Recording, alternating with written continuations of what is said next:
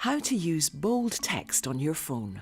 Using bold text to read the phone screen can be useful to anyone who's visually impaired. Here's how you can find this feature on your iPhone or Android device. On an iPhone, go to Settings, General, then scroll down to Accessibility. Here you'll find a setting called Bold Text. Select this, then continue to restart your device. When you restart, you'll find all the text is bolder and easier to read. Most Android smartphones also have a bold text feature. Each Android device might be slightly different, but here we're using a Samsung A5. Select Apps, go to Settings, then scroll down to Accessibility. Select Vision, then High Contrast Font.